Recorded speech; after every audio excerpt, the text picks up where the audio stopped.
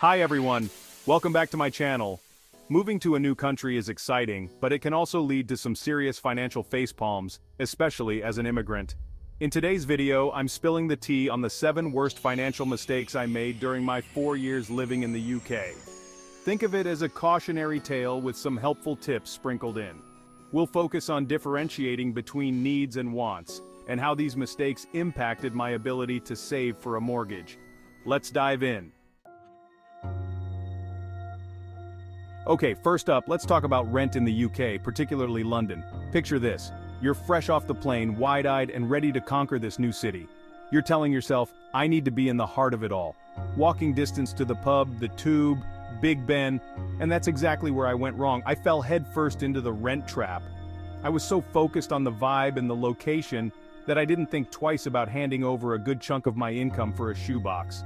Prioritizing a prime location often means sacrificing valuable square footage and a significant portion of your budget. So my advice, don't be afraid to venture out a little.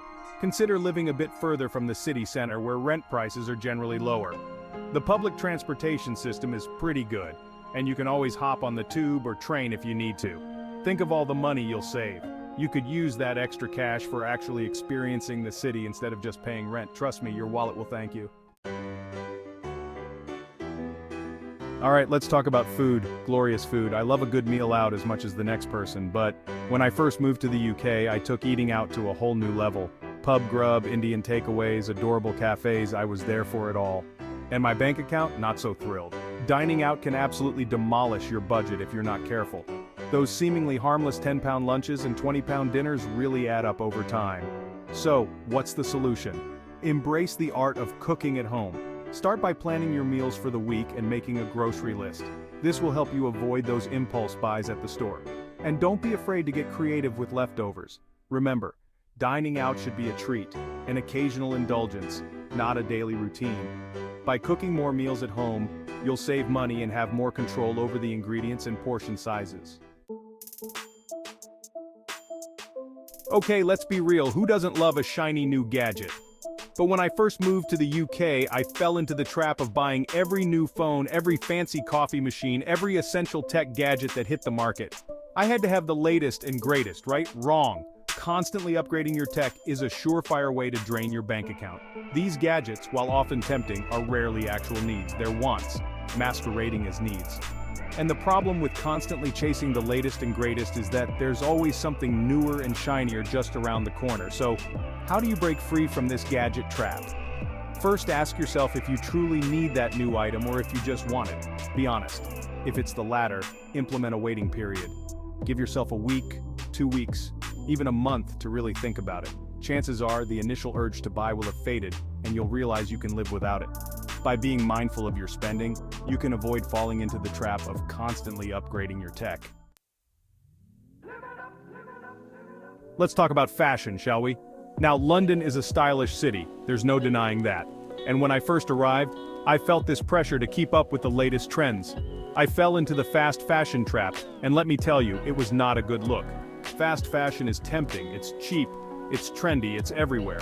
But it's also often poorly made, which means it falls apart quickly, leading to even more shopping and more spending.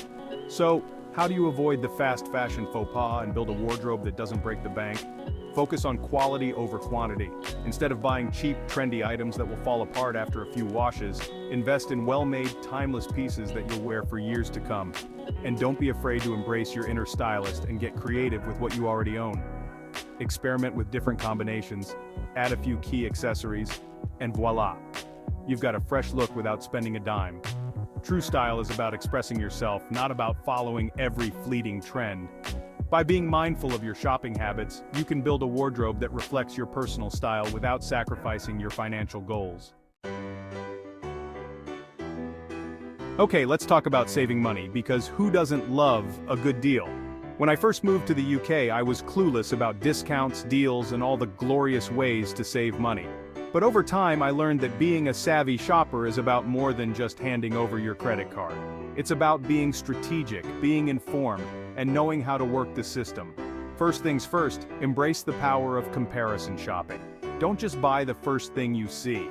Take a few minutes to compare prices online, check out different retailers, and see if you can find a better deal. You'd be amazed at how much money you can save by simply doing a little bit of research.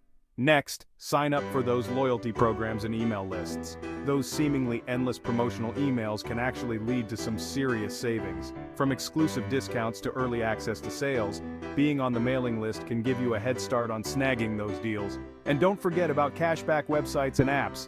These platforms basically pay you to shop. You just click through their links before making a purchase, and boom, you earn a percentage of your spending back in cashback. It's like getting a little bonus for doing something you were already going to do anyway.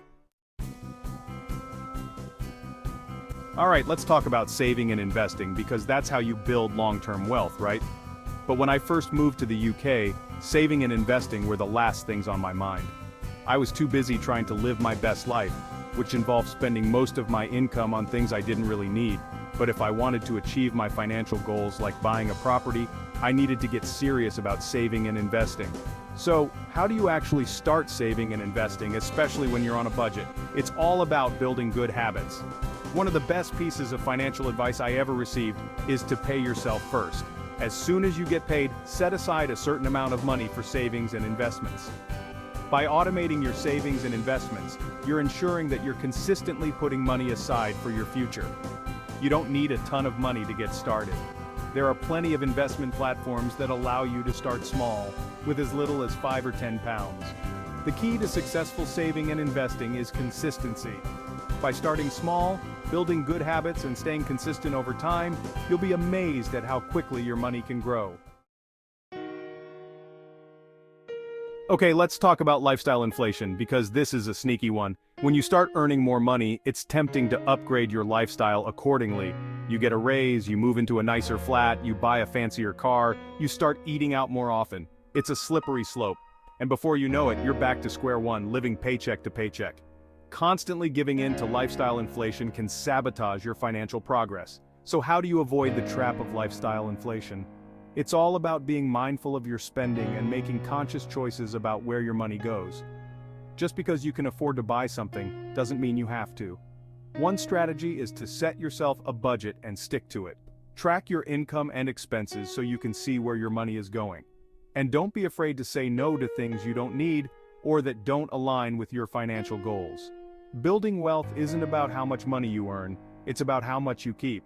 By resisting the urge to inflate your lifestyle with every raise or promotion, you can break free from the paycheck to paycheck cycle and start building a solid financial foundation for your future. I hope you found these tips helpful. Navigating personal finance, especially in a new country, can feel like trying to solve a Rubik's Cube blindfolded, but it doesn't have to be that way. By distinguishing between needs and wants and avoiding these financial mistakes, you can manage your money more effectively and achieve your financial dreams. It's all about making informed choices, being mindful of your spending, and playing the long game. Don't forget to like, subscribe, and share this video with anyone who might find it useful. Thanks for watching, and see you next time.